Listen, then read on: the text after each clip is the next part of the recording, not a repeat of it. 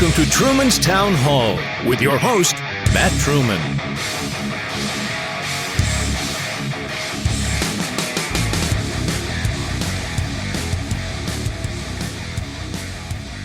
Hello, this is Matt Truman. Thank you for downloading this episode. Thank you for sharing with a friend. I'm just going to get right into it.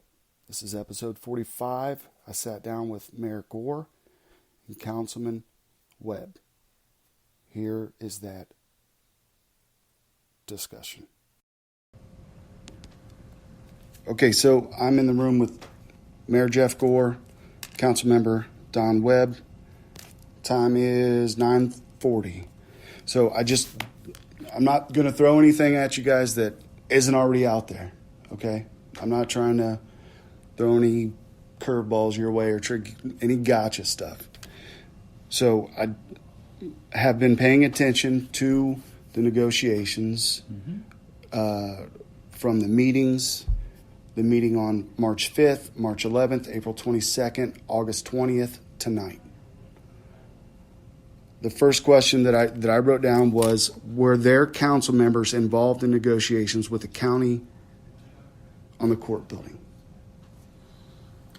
To my knowledge, no. Okay. There was some information revealed last week that there were some discussions happening with Councilmember stated he was in line at a fast food restaurant and one of the county administrators called him and they had about a 30-minute discussion regarding the courts. I felt that was inappropriate, and I told that council member that particular phone conversation shouldn't have lasted 20 seconds because he should have said, you'll need to call and discuss the lease of the court building with the city manager because he's been directed by us to manage those negotiations. So what was told to me, which will be on a subsequent podcast with Richard Shaw, is that he was told that Councilmember Mark Campbell and Councilmember Ed Lyons were negotiating or working with the county on this. Do you guys have any knowledge of that? No. Now, I can tell you, one council member that has not is me, Matt. Okay. Nothing. I will tell you that I did spend a good portion of the Marigold Festival talking with the judge, and that subject never came up. Never even brought up anything to do with the court building or the lease. Which is interesting because the Marigold Festival was 2 days after he was at a Republican meeting slamming the city manager. I mean, if he were having that big of an issue, and quite honestly, it was a very friendly conversation with the judge. My wife was there. A lot of other community members were there. Judge was conversing with them, but he did not bring up at all any of the points that have been brought up here about, boy, your city manager is this, or you're not negotiating the way we want you to. The last I had heard anything at all about the judge was that the judge had asked our council, our staff, give me some time to go down and talk to the county administration and see if I can work things out. Okay. Am I wrong on that, Mayor? No, it's exactly what was stated. And the reason that information was brought back to us from the city manager is because I don't know whether they saw the meeting or the letter was requested. I don't know if clearly Mr. Shaw and Mr. Otto have conversations with the judge. I don't know whether they told him that. I don't know, and I'm not sure whether it could have been Mr. Schomer had that discussion with Judge Pierdes. I don't know, but what I know, what came back to this council was, please hold off on a letter, especially if you listen to the tone of what Mr. Shaw self-admitted out there this evening was quite harsh with the county and the things that he's said.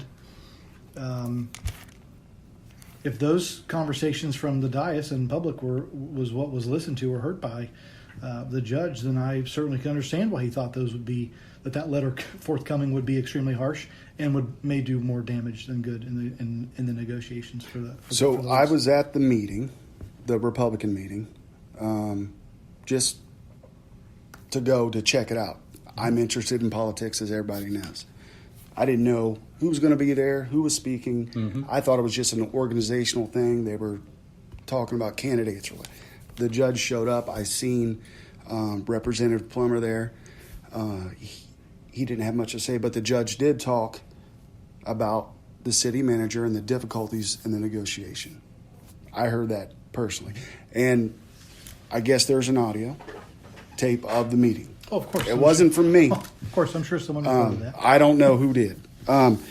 So my next question would be, are there public records that prove the direction of the negotiations?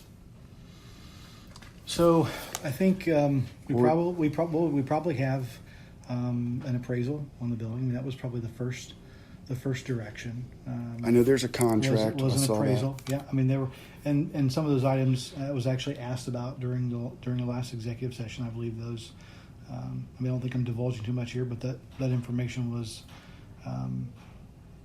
was provided. Now, whether that now becomes public record, I guess that would be because I don't know if those documents that were then taken from executive session or if then they were left with Mr. Rogers or the city manager. So I don't want to speak out of turn since I don't know that for sure. I wouldn't want to comment either way. Okay. But I do know that there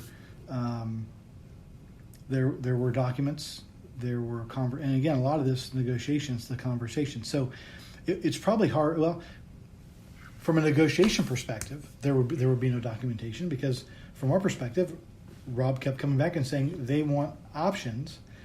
This council advised Rob, how can you negotiate with options? Because we felt like all along that they would not accept something we put forth. Because again, you cannot negotiate with yourself. There has to be somebody wants something that somebody has, Mm-hmm. and then there's the compromise means they get a little bit of what they want and we get a little bit of what we want.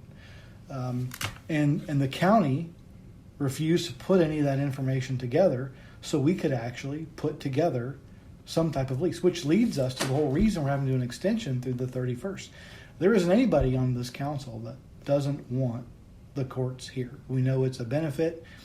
It provides our officers a local place to attend court without having to drive across town. It helps our citizens who get in any kind of trouble with parking ticket, speeding ticket, whatever. It saves on overtime for police across officers. So it's certainly a benefit.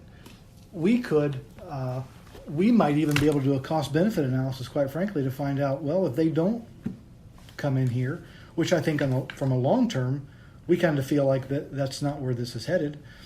We pay $70,000 a year in rent for our tax department, for our water department, that could come right back into the city coffers if we move some of our own utilities here in the city into that building. So that's something we'd have to take into consideration. So again, I mean, if when they won't tell us what they want, because the difference between a triple net lease of $1 a year to the courts Mm-hmm. for long term, if they're responsible for all the maintenance on the building, well, clearly I think that lease price would be different, would be the cheapest, because it absolves us of any of the maintenance responsibility on the building. If they wanted us to maintain the building still and they wanted to lease it, well, then that would be probably a different monthly lease rate, you would think. If they wanted us to maintain the building and they only wanted to be here 2 years instead of 5 years, that's probably a different monthly lease payment. Or if they said, hey, let's negotiate, 20 years, and over the next 20 years, you guys still take care of all the maintenance, well, that would be a different price. So we've tried to get out of the county, what is it they're looking for? And they've come back and said a 2-year lease. Okay, so I believe that I have a question about that later on. So I'm going to go in order here. I just want to speak to what Yep. you said about Okay. documents. So as far as documentation, the biggest thing about the negotiations so far is that Rob has been very, very open with us about what has been going on between the county and Rob with negotiations, Rob and staff. And the best term I can use on that is it's been very fluid. In other words, No, there haven't been a lot of hard documents back and forth because we don't really know what they want. And they throw questions at us like, well, throw me some options.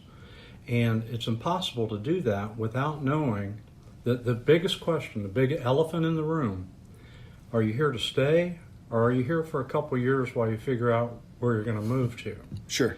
So that question by itself, are you here to stay, determines whether or not how much the city is willing to put forth into keeping the courts here. We all want the courts here. It's a good thing. It is.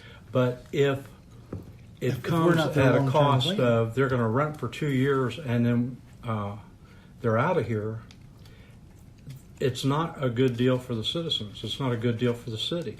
It's not. Because And I would agree. Because we can save $70,000 in rental expenses every month, and we can bring some of our city offices home. I quite think all honestly- of us, or a majority of the citizens anyway, want the court system here. Sure. The building needs some work. It needs roof, and it needs some windows, and it needs. So I heard a number that, and this is going on memory. So Uh-huh. I heard that the county put into that building close to $4 million, and that it needs $900,000 worth of repairs. Is that something that's close to accurate? I don't know about $4 million. I mean, I don't. Well, does that $4 million include their? It may include Their lease payments? their lease payments. Because we know the cost of the building. Yeah, the building was like $2 million, and basically what we leased $2 million the building plus. to them for was the mortgage, was the debt service. Okay. So they paid the debt Which service was for roughly 20 years. $11,000 per month. I think $11,000 a month over for So the 240 county accounts. has- so 2.4, maybe 2.5 million. Okay. The county has, over the course of time, paid the debt service on the building. Right. The issue is now, again, I hate to keep going back to it, but if you're not going to stay there, if you're not here as a long-term tenant, think of yourself as any commercial entity that's leasing a building. And that's the way the city has to look at this. It's a business deal.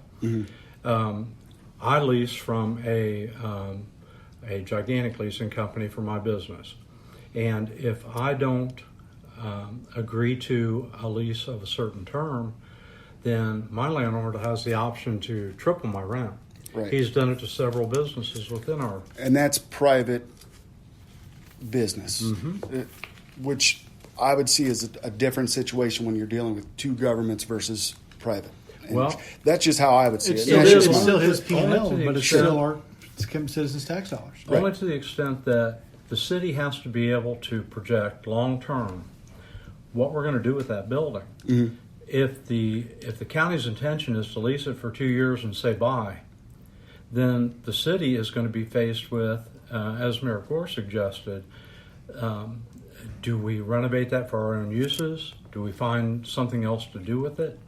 But if the county is interested, truly interested in staying there and staying with us long term, it's a different scenario. The rental would be different. The amount of maintenance put into it would be different. Do we roof it or does the county roof it? Is it $1 a year lease? Well, There are so many variables. There was legislation passed with the roof.